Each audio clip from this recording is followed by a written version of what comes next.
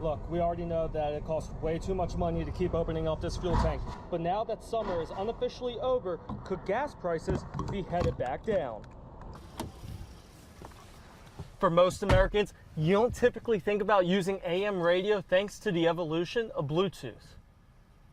But when there's an emergency, AM radio is there to make sure you are updated on the latest news. On Wednesday, students at MISD will be returning back to the classroom, but for some seniors, they're returning in a rough spot. They have to go underwater.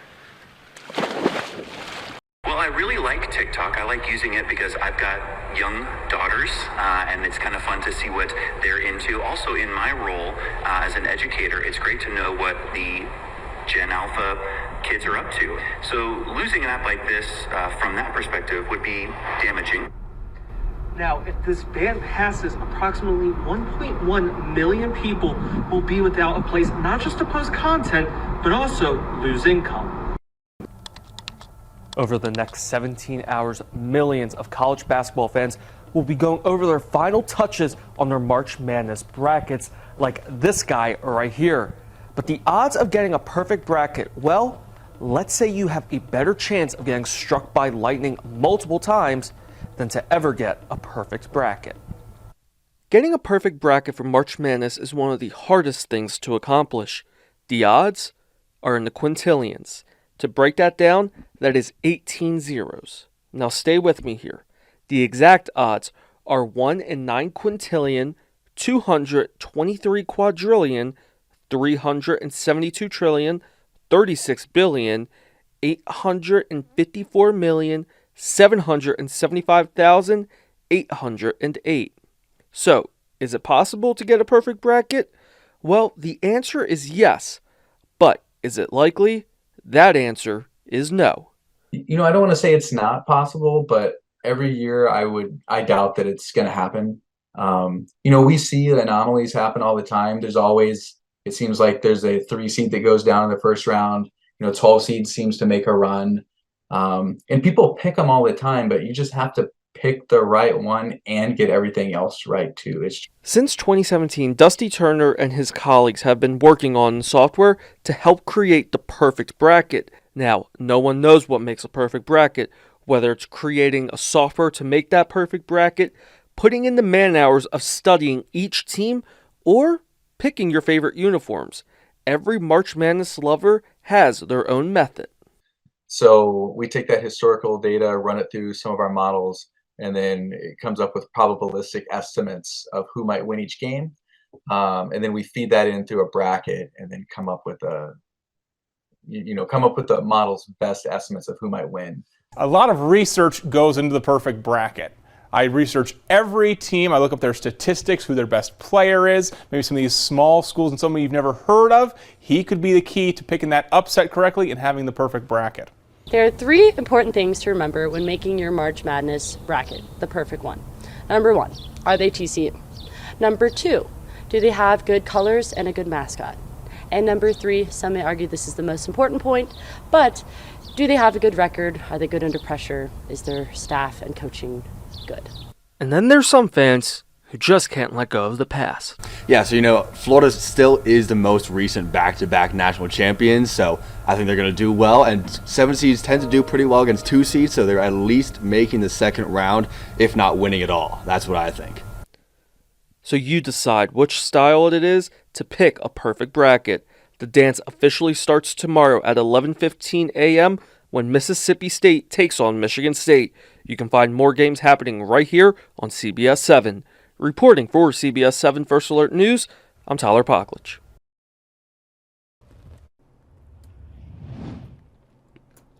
Well, since SWID is a deaf college, it's important to have those that are deaf to have as role models to look up to. Across the United States, there are around 20,000 students who are deaf, making it the second most common disability in schools. Yet there are only 3 colleges in America designed for deaf or hard of hearing students, one of those being in Big Spring. Opening in 1979, the Southwest College for the Deaf was created to make sure deaf or hard of hearing students have access to post-secondary education. SWID is designed so that students talk and learn in their first language. Because I struggled so much there, coming here, having the teachers that I have, being able to communicate in my own language, I've already seen myself be successful, and I know it's only going to benefit me in my education. A native of Makongo, Jonathan came to the United States knowing nothing about the culture or language. Only 2 countries use the language, which is the United States and Canada. Other countries have their own deaf communities, and they've developed their own language within their culture and their country. If you go to Japan and you want to communicate with someone there, you're going to have to learn their language. We would struggle with learning their language just as if you would. Across the world, there are more than 300 forms of sign language. SWID enrolls 45 students in programs like dental, welding, visual communication, and interpreter training. Programs that can be taught at other universities, but at SWID, it is taught by those who can speak ASL. And if he needs me, he taps me on the shoulder and we communicate in American Sign Language because he's deaf and I'm deaf. But if it was a hearing teacher, we might have to write back and forth or use our phones to communicate or even gesture to try to get that information. But it's really important to have communication wherever you are. Because of the American Disabilities Act of 1990, colleges and universities across the country are required to have an interpreter available for students who are in need of one. But sometimes the interpreter may not be as fluent as the student. Well, the first thing that we have is direct communication.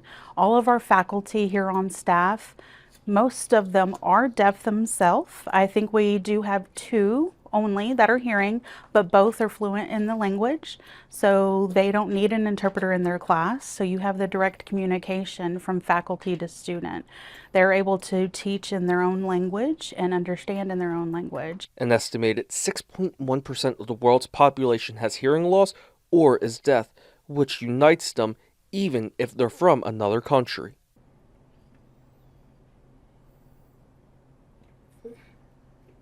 Since my family is so far away back in Africa, it's really important to have deaf that I can talk to, and they become my family here.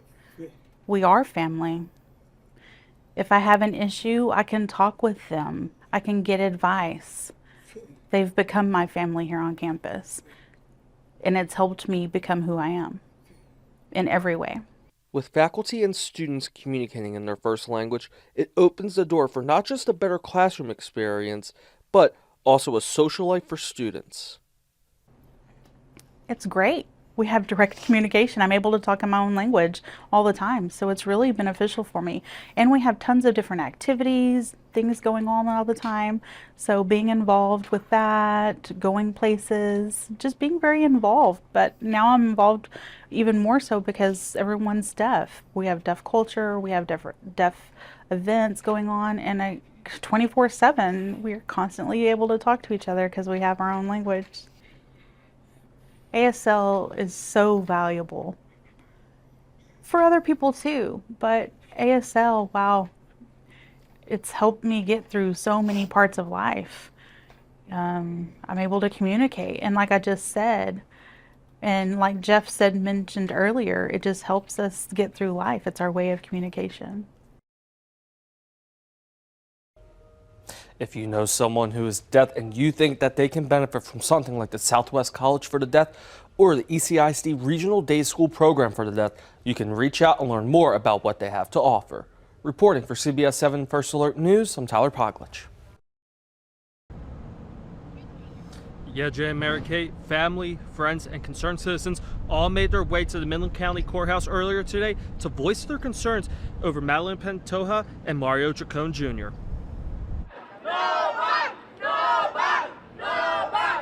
Over the last month, West Texans have been coming out and expressing their emotions and have been the voice for Madeline. We are Madeline! And today was no different.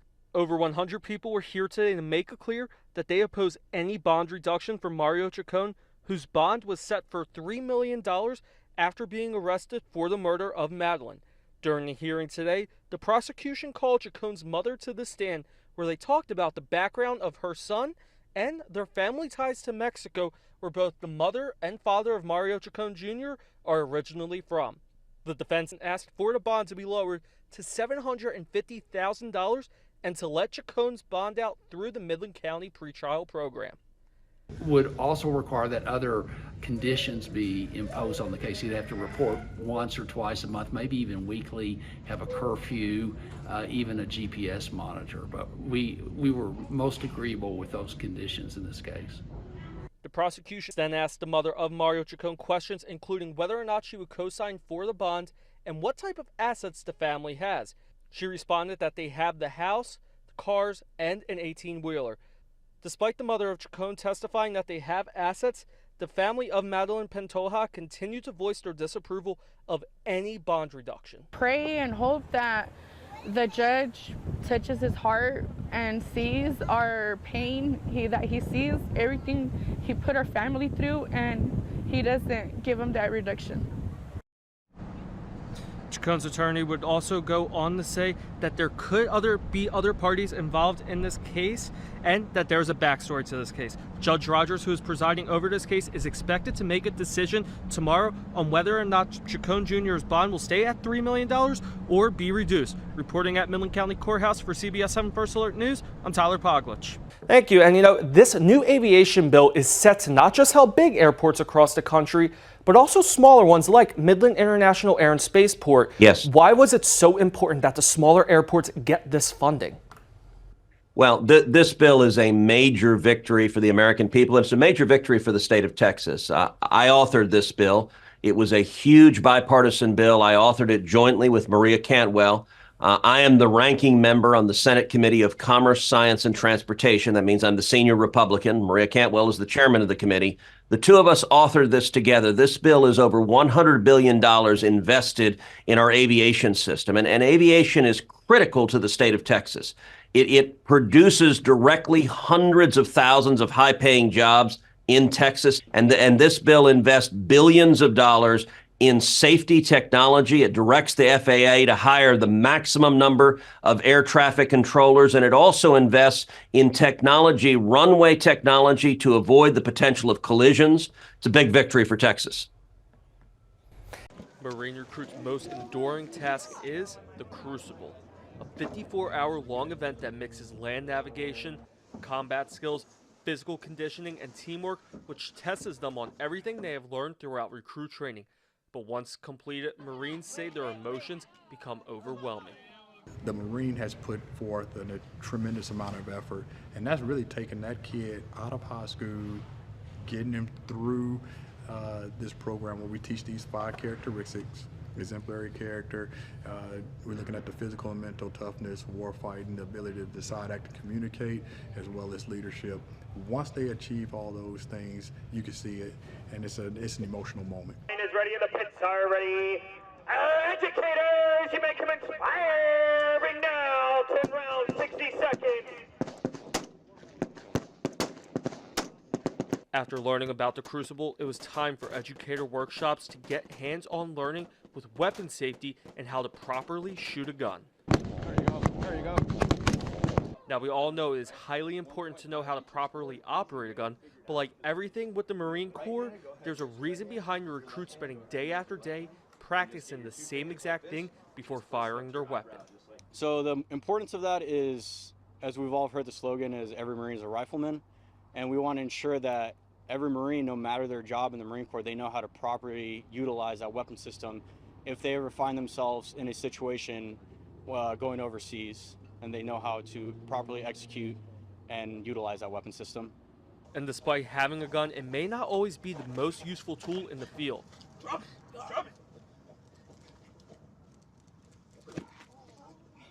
Marine Corps' martial art program was introduced into the Marines after World War II to increase combat efficiency. It has added benefit of helping with confidence and leadership abilities. Marines are required to develop mind, body, and spirit simultaneously and equally. Our idea isn't to develop somebody that's just going to go onto the battlefield and be a ruthless killer, but we want somebody that still values life, that still has that in the back of their head where they're like, I'm a protector of life, I need to defend, I'm not I'm not going out here to kill everybody. I'm going out here to defend my people and my country. Armed with new knowledge, West Texas educators are ready to bring what they learned back to help the students make more informed decisions. I'm so thankful that the Marine Corps invested in us as educators. That way we can go back and invest to the students. It's hard to talk about something you don't have firsthand knowledge of, but now with what I've seen and experienced, I can go back and I feel like I have a pretty good understanding of what these students will be getting into if they decide to join the Marines. Before we say where Badgelma is going to school, we had to ask him a few questions to see if he really is all that smart. What is the largest organ for the body? Oh, the skin. All right. What's the smallest planet in our solar system? Oh, goodness. Mars. It's actually Mercury. Mercury. All right. What is the atomic symbol for gold? AU. All right. And just my final question. This is more of a geography question, but what is the capital of India? Oh, New Delhi. That's right. All right, 3 or 4. I think you know it. I think you're pretty smart. Tune in tomorrow night to see how the Marines take their operations into the sky. For CBS 7 First Alert News, I'm Tyler Poglitsch. Reporting in the sky for CBS 7 First Alert News, I'm Tyler Poglitsch. On our website.